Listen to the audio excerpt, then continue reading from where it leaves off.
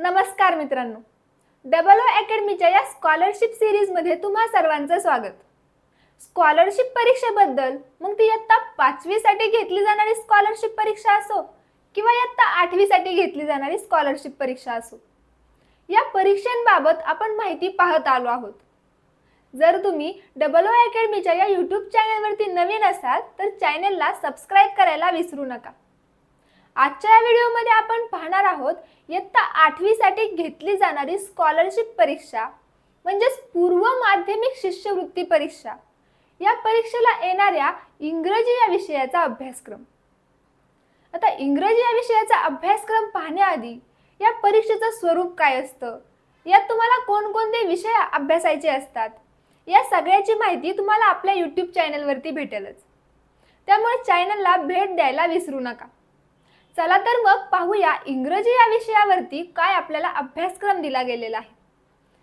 मग इयत्ता 8वी साठी जेव्हा आपण इंग्रजी या विषयाचा अभ्यास करतो तेव्हा आपल्याला माहित आहे की आपल्याला एकूण 2 पेपरचा अभ्यास करायचा आहे, पेपर 1 आणि पेपर 2.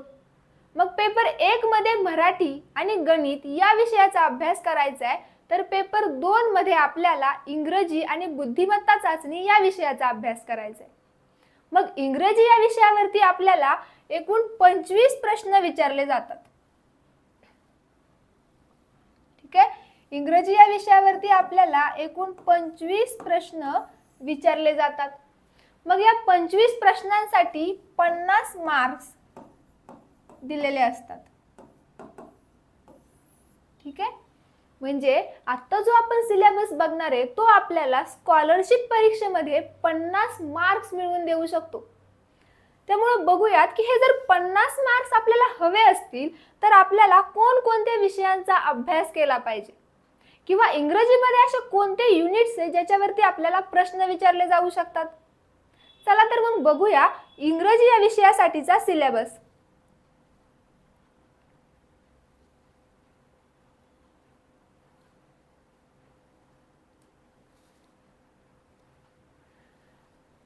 इंग्रजी या विषयाचा अभ्यास करताना सगळ्यात महत्त्वाचा पॉइंट असतो तो म्हणजे वोकॅब्युलरी.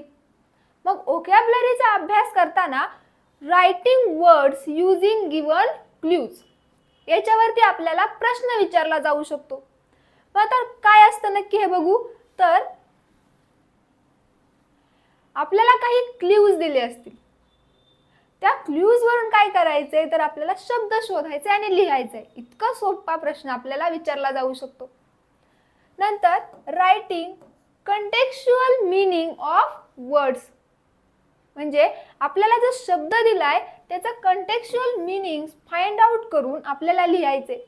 बरं, फाइंड आउट करायचे म्हणजे काय करायचंय तर दिलेल्या 4 पर्यायांपैकी योग्य तो पर्याय निवडून उत्तर लिहायचे. म्हणजे हे जे 50 मार्क्स असतील किंवा हे 50 मार्क्स म्हणण्यापेक्षा पूर्ण पेपरचं उत्तर हे आपल्याला प्रश्नपत्रिकेतच दिलेलं आहे, फक्त ते उत्तर कोणतं आहे हे शोधता आलं पाहिजे. मग बघा पुढचा आपल्याला opposite and similar meaning words याच्यावरती प्रश्न विचारला जाऊ शकतो. तर समानार्थी शब्द आणि विरुद्धार्थी शब्द हे तुम्ही पहिलीपासूनच ऐकत आला असाल ना, त्यामुळं अपोजिट आणि सिमिलर मिनिंग ऑफ वर्ड्स इथं तर मार्क जाऊ शकत नाहीत. पुढे बघा वर्ड फॉर्मेशन. इथं काय करायचे आपल्याला शब्द तयार करायचे. तर शब्द तयार करायचे म्हणजे स्वतः नवीन बनवायचेत का तर नाही, आपल्याला काही लेटर्स दिले असतील त्या लेटर्स पासून एखादा ओळखीचा शब्द तयार होतोय का ते पाहायचं. म्हणजेच काय करायचे वर्ड फॉर्मेशन. आता पुढे होमोफोन्स. होमोफोन्स म्हणजे काय असतं तर सेम उच्चार, म्हणजे प्रोनाउन्सिएशन सेम येते पण त्याचा अर्थ आणि स्पेलिंग वेगवेगळं असतं. आता फॉर एक्झाम्पल जर पाहायचं झालं तर पेन आणि पेन. ठीक आहे, बघा या पेनचा अर्थ वेगळा होतो, या पेनचं स्पेलिंग पण वेगळे. काय स्पेलिंग दिलंय PEN. आता या पेनचा अर्थ पण काय होतो वेगळा होतो आणि स्पेलिंग पण वेगळे. स्पेलिंग काय PAIN. म्हणजे पेन पेन, उच्चार कसा होतोय सेम पण स्पेलिंग आणि अर्थ काय होतोय वेगळा होतोय. या पेनचा अर्थ वेगळा आणि या पेनचा अर्थ वेगळा. यालाच आपण काय म्हणतो, होमोफोन्स. या होमोफोन्स वरती आपल्याला प्रश्न विचारले जातात आणि त्याचं उत्तर आपल्याला प्रश्नपत्रिकेतच दिलेलं असतं, फक्त ते शोधायचे. नंतर पहा फ्रेजेस. या फ्रेजेस मध्ये आयडम्स असतील, त्या फ्रेजेस कुठे वापरल्या जातात किंवा ती फ्रेज कंप्लीट कशी करायची हे आपल्याला इथं विचारलं जाऊ शकतं. Writing one word substitute for the clue provided.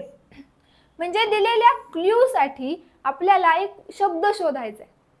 म्हणजे काहीतरी क्ल्यू दिला असेल पण त्याला स्पेसिफिक शब्द कोणता आहे हे आपल्याला पर्यायात दिलं असेल, ते इथं निवडायचे. म्हणजे त्याला आपल्याला काय करायचंय, one word substitute, as a substitute आपल्याला तो वर्ड लिहायचा आहे. गेसिंग द मीनिंग ऑफ वर्ड. जो शब्द दिलाय त्याचा अर्थ इथं आपल्याला सांगता आला पाहिजे, म्हणजेच मीनिंग ऑफ वर्ड माहित पाहिजे.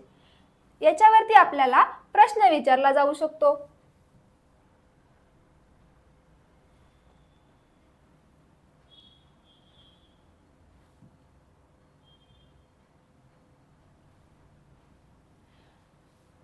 आता पुढे बघा, वर्ड पझल्स. पझल्स गेम्स खेळता किंवा पेपर्स मध्ये सुद्धा पझल पाहिले असतील ना. वर्गात बसलं तरी एखाद्या मित्राला आपण विचारत राहतो एखाद्या कोड्याचं उत्तर, म्हणजेच पझल्स. हे पझल्स तर आपल्याला माहित असतात. मग इंग्लिश मध्ये या पझल्सचा काय उपयोग किंवा इंग्लिश मध्ये याच्यावरती प्रश्न कसे विचारले जातील, तर इथं काय करायचे, आपल्याला क्रॉसवर्ड पझल किंवा रिडल्स विचारले जातील. मराठीत ऐकलं असेल ना, सांगा पाहू मी कोण, असे काही प्रश्न असतात. तसेच इथंही आपल्याला रिडल्स विचारले जातात. क्रॉसवर्ड पझल म्हणजे काय असतात, तर ब्रॅकेटमध्ये तुम्हाला वर्ड्स दिलेले असतील. म्हणजे सपोज असे काही वर्ड्स असतील आणि एखादा वर्ड जर मिसिंग असेल तर तो फाइंड आउट करून तुम्हाला इथं लिहायचंय. नंतर आपल्याला पाहायचे ग्रीड. ग्रीडमध्येही पझल्स किंवा अशा प्रकारचे प्रश्न विचारले जातात. आता बघा, सेंटेन्स फॉर्मेशन. हे आपल्याला कशात पाहायचंय, तर लँग्वेज स्टडी. म्हणजे इंग्लिश या विषयामध्येच आपल्याला नेक्स्ट टॉपिक कोणता दिलाय, लँग्वेज स्टडी, म्हणजे भाषेचा अभ्यास.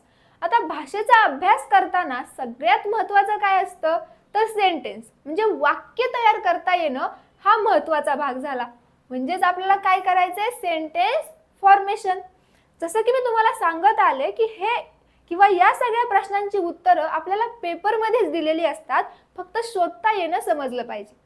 मग sentence formation, types of sentences, वाक्यांचे प्रकार कोणकोणते असतात ते आपल्याला इथं पाहायचे.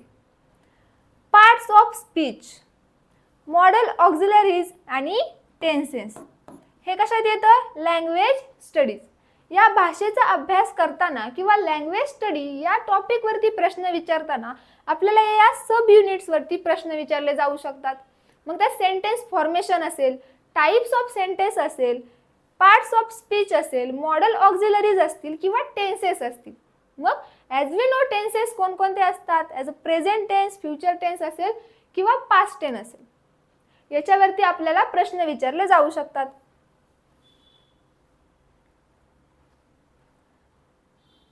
तर पुढे बघा, ग्रामर. ग्रामर या विषयावरती प्रश्न विचारताना ट्रान्सफॉर्मेशन ऑफ सेंटेन्स, म्हणजे एका प्रकारचं वाक्य दिले ते दुसऱ्या प्रकारात आपल्याला काय करायचे, ट्रान्सफॉर्म करायचे. मग कोणत्या वाक्याचं कोणत्या प्रकारात ट्रान्सफॉर्मेशन करायचे हे ऑलरेडी प्रश्नपत्रिकेत दिलेलंच असणार आहे. त्यात मग आपल्याला ऍक्टिव्ह किंवा पॅसिव्ह व्हॉइस याच्यावरती प्रश्न विचारला जाऊ शकतो. डायरेक्ट किंवा इनडायरेक्ट स्पीच याच्यावरती प्रश्न विचारला जाऊ शकतो. डिग्री याच्यावरतीही आपल्याला प्रश्न विचारला जाऊ शकतो.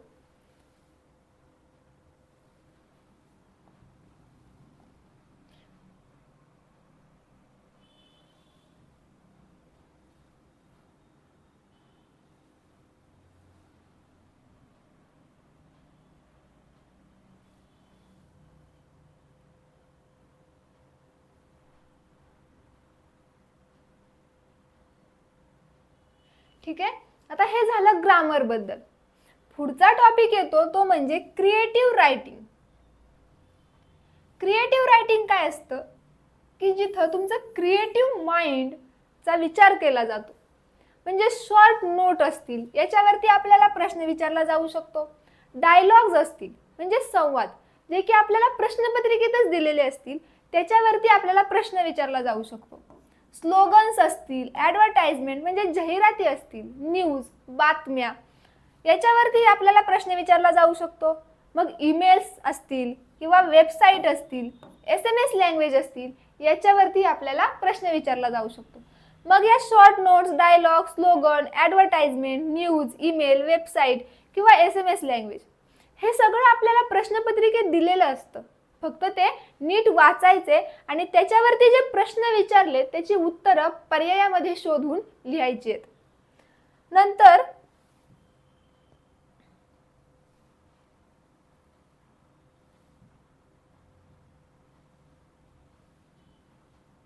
पुढे आपल्याला पाहायचे रीडिंग स्किल. रीडिंग स्किल म्हणजे किंवा हा टॉपिक पेपरमध्ये का दिला जातो तर विद्यार्थ्याचं वाचन क्षमता कशी आहे ते पाहण्यासाठी. आता तुमचं रीडिंग स्किल हे चांगलं असणं गरजेचं आहे, कारण या प्रश्नात तुम्हाला 70 ते 80 वर्ड्स, 70 to 80 वर्ड्सचं प्रोज दिलेला असतो, पॅरेग्राफ दिलेला असतो किंवा पॅसेज दिलेला असतो. तो पॅसेज तुम्हाला वाचून त्याच्यावरती जे प्रश्न विचारले जाणार आहेत त्याची उत्तरं लिहायची असतात. आता उत्तर हे पॅसेजमध्येच असतात, फक्त पॅसेज नीट वाचणं गरजेचं आहे. नंतर मिसलेनियस मध्ये आपल्याला गेम्स आणि क्लॉक्स. आता मिसलेनियस म्हणजे काय असतं तर मिक्सचर ऑफ थिंग्स, म्हणजे खूप साऱ्या गोष्टी एकत्र पण ज्यांचा एकमेकांशी संबंध नसतो. या टॉपिक मध्ये आपल्याला काय पाहायचंय तर गेम्स आणि क्लॉक्स. मग कोणत्या गेम्स असतील त्याच्यावरती प्रश्न विचारले जातील किंवा क्लॉक वरती टेलिंग अ टाइम असाही प्रश्न विचारला जाऊ शकतो. मग गेम्स आणि क्लॉक याच्यावरही आपल्याला अभ्यास करणं गरजेचे आहे.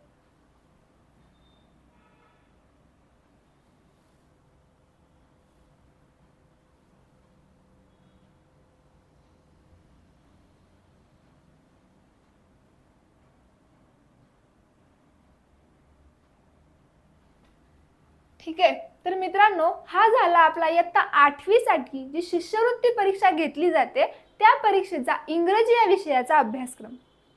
आता बाकीच्या विषयांचाही अभ्यासक्रम किंवा त्या विषयांचा सोप्या पद्धतीने अभ्यास कसा करावा याविषयीची माहिती जाणून घ्यायची असल्यास चॅनलला सबस्क्राईब करा. तुम्हाला स्कॉलरशिप परीक्षेबाबत कोणतेही प्रश्न असल्यास, कोणतीही शंका असल्यास किंवा अधिकची माहिती हवी असल्यास तुम्ही आम्हाला व्हॉट्सअपवरही कळवू शकता. थँक्यू.